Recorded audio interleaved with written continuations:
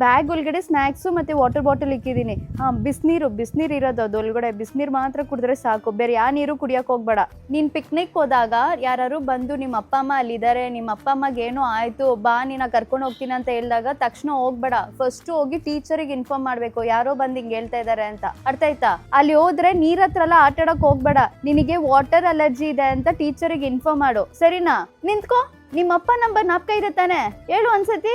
8545959030. ಹ್ಞೂ, ಹುಷಾರು. ಮ್ಯಾಮ್, ನನ್ನ ಮಗಳನ್ನ ಒಂದು ಸ್ವಲ್ಪ ಹುಷಾರಾಗಿ ನೋಡ್ಕೊಳ್ಳಿ ಮ್ಯಾಮ್. ಅವಳಿಗೆ ಏನಾರು ಆಯ್ತಂದ್ರೆ ಅವ್ರ ಅಪ್ಪ ನನ್ನ ಇಟ್ಕೊಂಡು ಚೆನ್ನಾಗಿ ರುಬ್ಬಿಡ್ತಾರೆ ಮ್ಯಾಮ್. Please ma'am. ಮ್ಯಾಮ್ ಕೈನೇ ಇಟ್ಕೊಂಡಿರ್ಬೇಕು, ಸರಿನಾ? ಮ್ಯಾಮ್ ಪಕ್ಕನೇ ನಿಂತ್ಕೋ. ಎಲ್ಲರೂ ಹೋದ್ರೆ ಕಿಟಕಿ ಹತ್ರ ಕುತ್ಕೊಂಬೇಡ, ಈ ಕಡೆ ಕುತ್ಕೋ. ಮ್ಯಾಮ್ ಒಂದು ಸ್ವಲ್ಪ ಅವಳನ್ನ ಈ ಕಡೆ ಕುಂಸಿ ಮ್ಯಾಮ್. ಅವಳು ತುಂಬ ತರಲೆ, ಕೈಯೆಲ್ಲ ಆಚೆ ಬಿಟ್ಬಿಡ್ತಾಳೆ.